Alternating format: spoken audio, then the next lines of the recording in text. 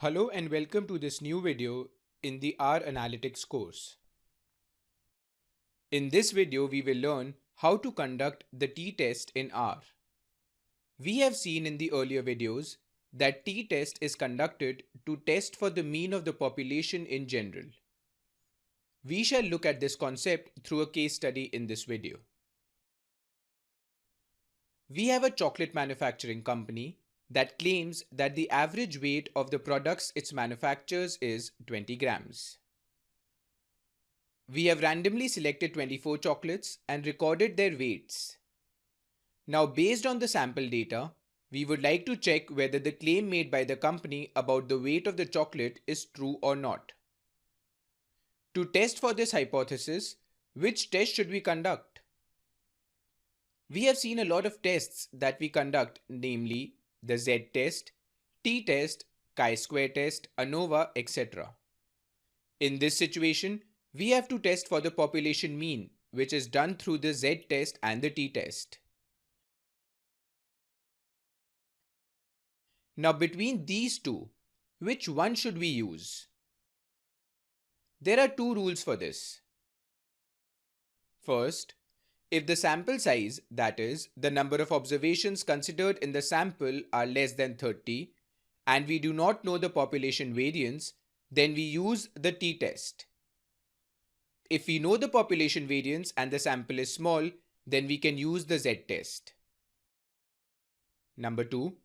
If the sample size on the other hand is large, then we can use the z-test irrespective of the fact that whether the population variance is known or not.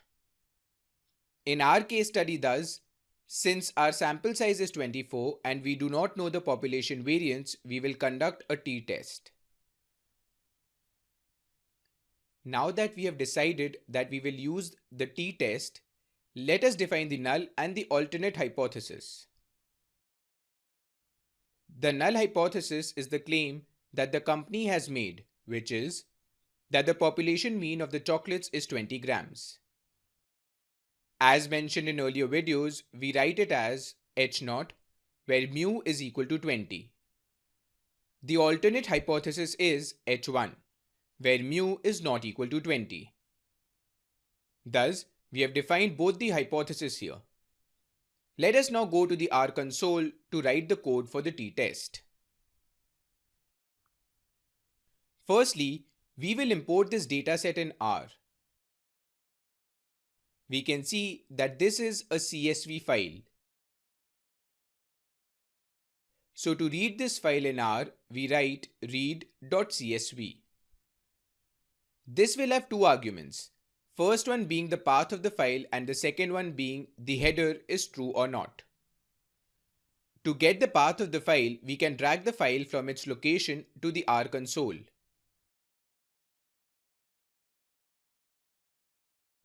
As we can see, we get an error. This is because of the backward slashes, but one does get the whole path of the file here. The other method is to press Windows plus R and then drag the file here in the run command. We can copy the path from here. In the console, we define a variable data equal to read.csv followed by the path of the file, comma header is equal to true.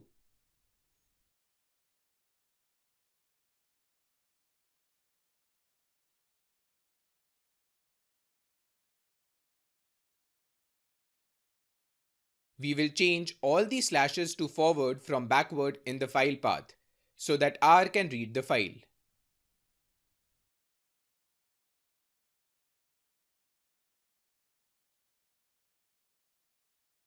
As we press enter and execute the variable data, we can see that the whole dataset has been imported here. Now that we have the data with us in R, we will conduct the t-test. Before doing that, let us look at the various statistics for the sample by writing summary and data in brackets. We get the minimum, first quartile, median, third quartile and the maximum values. For t-test, we write t.test. The first argument is where we tell R what data is it on which we want to conduct the test. In this case, it is the weight variable in the data table. So we write data$weight. The next argument is where we put the second data if we have any, for which we want the test to be conducted. Since here we do not have any other sample, we can write y is equal to null, or just avoid writing anything which is by default tells R that there is only one sample. Following that, we write alternative equal to combination of two-sided less greater.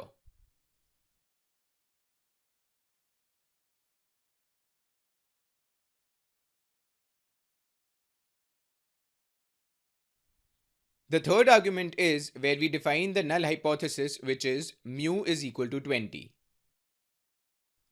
And finally, we give the confidence level of 95%.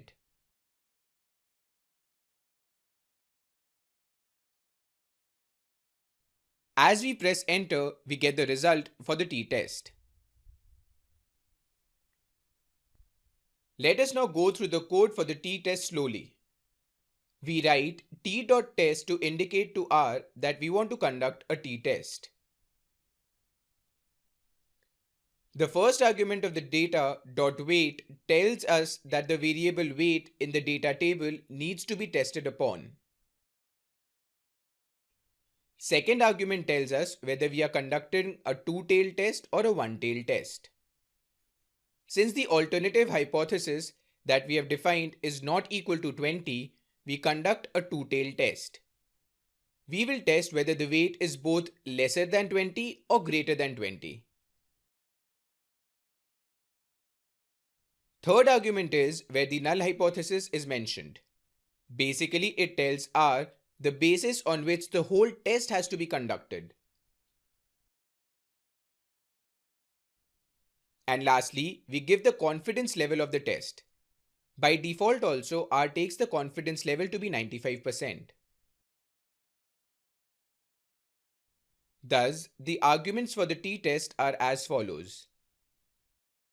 Number 1. Data on which the test has to be conducted. Number 2. Two-tailed or one-tailed test. Number 3. The null hypothesis which forms the basis of the test. And number 4. Confidence level which determines the interval. To understand more about the confidence interval, let us take a data here in Excel. The sample size of a data is nothing but the number of observations in the data set which can be found using the count or count A function in Excel. The mean of the sample is determined using the average function. Lastly, to find the standard deviation, we use the function standard deviation.p or standard deviation.s. The difference between the two functions is that one calculates the standard deviation for the population and the other one for the sample. In case the sample size is large enough, there will be insignificant difference between the outputs from both. The denominator for standard deviation.s is n-1 and that for standard deviation.p is n, where n is the number of observations.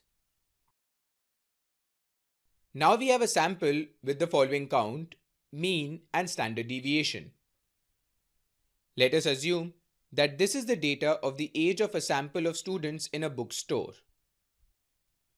By confidence interval, we try to give a range which tells us with some level of certainty that any student from this population will have the age from the interval mentioned at a particular confidence or certainty level. Thus, when we say 95% confidence interval, we actually mean to say that 95% of the times the age of the student picked randomly from this population will fall in that interval, and 5% of the times it might fall outside the interval. Hence, 95% of the times we have the certainty of having the age of the randomly selected observation having a value within that range.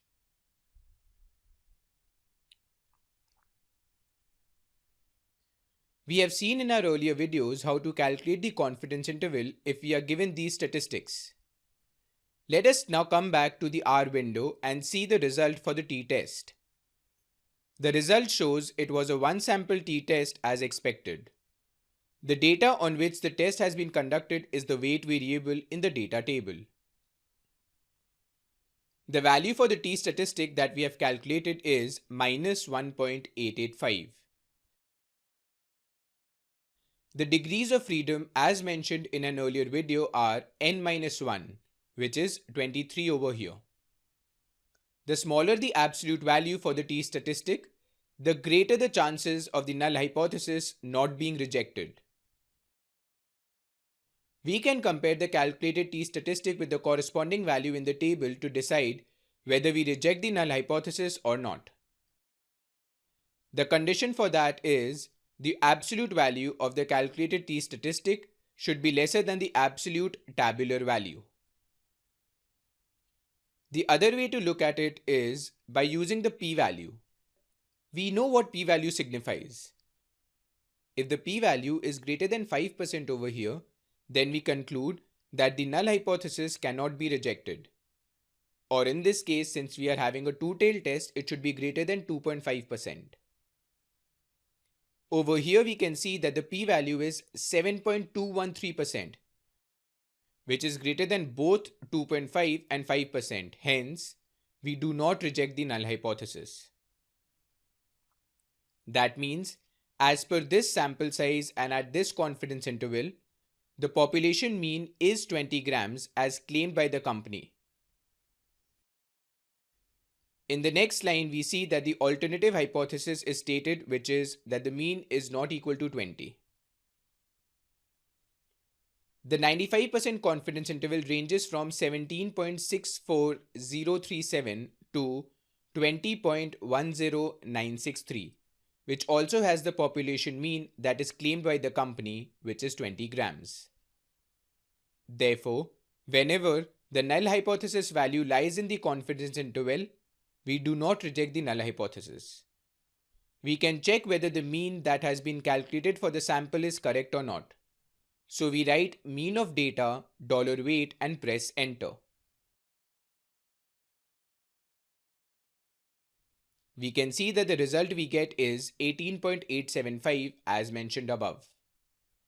To calculate the standard deviation, we write SD of data $weight and press enter. The value comes out to be 2.924. This is how a one-sample t-test is conducted in R. This is it for this video. Thank you.